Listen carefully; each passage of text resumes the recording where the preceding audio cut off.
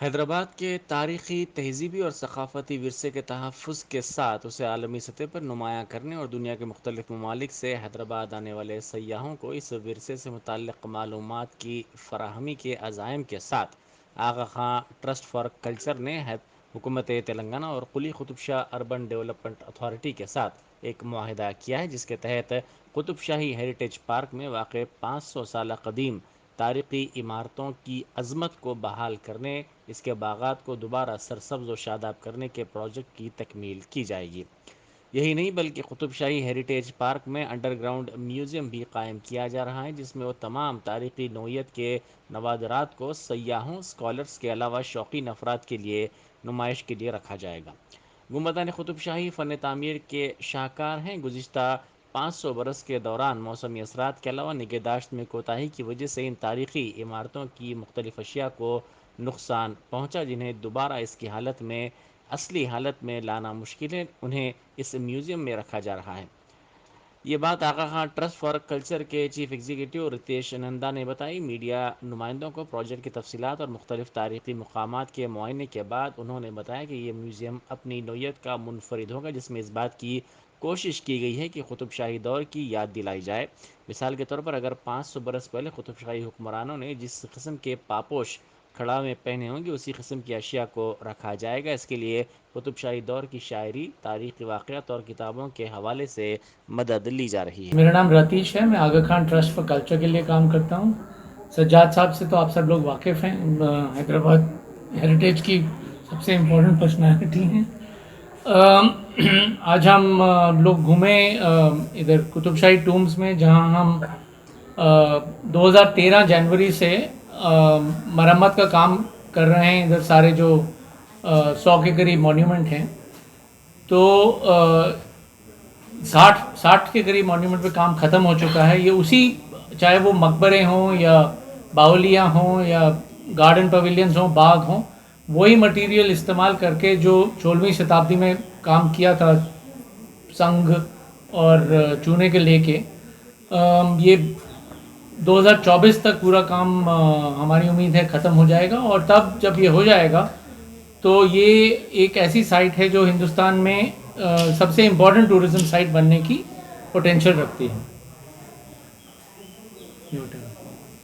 سال سے یہاں جو یہ کام چل رہا ہے، تزئین نو کہنا اس کو مثلا تو صحیح نہیں ہوگا۔ ریسٹوریشن، کنزرویشن اور ریپیئر میں فرق ہوتا ہے۔ یہاں صحیح کنزرویشن جو انٹرنیشنل پرنسپلز ہیں، جو بین الاقوامی سطح پہ طے کی گئی ہیں، ان اصول کے تحت، ان اصولوں کے تحت یہاں کام ہو رہا ہے۔ میں سمجھتا ہوں کہ یہ ایک بہت بہترین پروجیکٹ یہاں ہو رہا ہے۔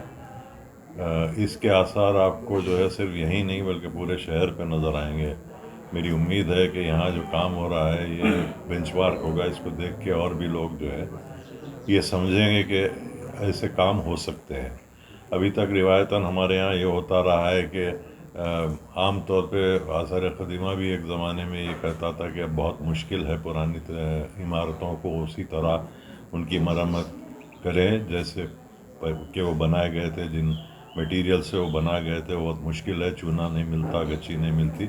لیکن یہاں یہ بتا دیا گیا ہے کہ یہ سب باتیں جو ہے وہ ضمنی ہے۔ اگر چاہتے ہیں آپ تو صحیح طریقے سے عمارتوں کو ریسٹور کیا جا سکتا ہے۔ حیدرآباد میں جو ہے یہ ایک ہی مقام نہیں، کئی ایسے مقام ہیں جن پہ آپ کو جو ہے توجہ دینی ہے حیدرآبادیوں کو، اور ہم کو چاہیے کہ جو ہے وہ شان جو شوکت جو ان عمارتوں کی پرانے زمانے میں تھی وہ ایک بار پھر سے، مطلب شاہی سے اگر آپ کا مراد ہے کہ شاہی خاندان کے، وہ بھی نہیں ہے، کئی دوسرے لوگ بھی ہیں، جیسے حکیموں کی گنبدیں ہیں، جو شاہی حکیم تھے ان کی گنبدیں ہیں، شاہی کمانڈر کی گنبد ہے، اور نیک رام خاں کی چوکھنڈی ہے۔ یہ تو کئی ایسے لوگ جو وابستہ تھے حکمرانوں سے، ان کی بھی یہاں مقبرے ہیں۔ خواتین کے مقبرے ہیں کچھ یہاں جو اہم خواتین تھے، حیات بخشی بیگم کا بہت بڑا گنبد یہاں ہے۔ تو بادشاہوں کی جب بات کر رہے ہیں آپ، تو یہاں 8 میں سے 7 قطب شاہی بادشاہ، آخری بادشاہ جیسے آپ سب جانتے ہیں ابوالحسن جسے تاناشاہ کہا جاتا ہے، ان کو جو ہے یہاں سے لے جا کے نظر بند کر دیا گیا تھا ذرا، تو ان کو چھوڑ کے تمام بادشاہوں کی جو ہے خبریں یہی ہیں، مزاریں یہی ہیں.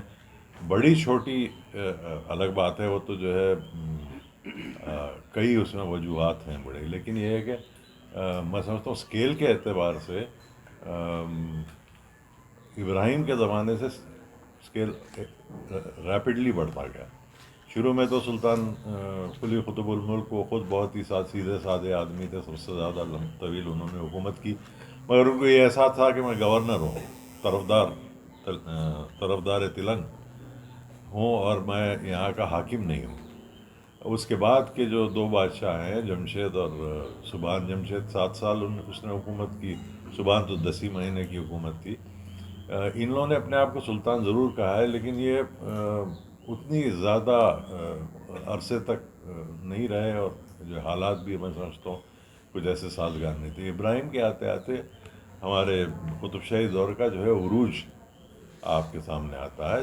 ابراہیم، محمد قلی، یہ دو جو ہے پیک پیریڈ ہیں ہمارے کلچر کا، ہمارے یہاں کی تہذیب کا، یہاں کی کیا کہیں گے پراسپیرٹی کا. یہاں ہزاروں لاکھوں لوگ آنے لگے، اتنے آئے کہ تنگ آ کے ایک نیا شہر حیدرآباد آباد کرنا پڑا. یہ محمد قلی کے زمانے میں ہوا. اس کے بعد کی جو گنبدیں ملیں گی سب بڑے ملیں گی بادشاہوں کی، خاص طور پہ سلطان محمد کی بڑی ہے، عبداللہ کی بڑی ہے، خود سلطان محمد کی بیگم جو محمد قلی کی بیٹی تھی، حیات بخشی بیگم کی، ان کی کسی بادشاہ سے کم نہیں ہے. تو یہ ہے. باقی کے جو لوگ ہیں وہ جو ہے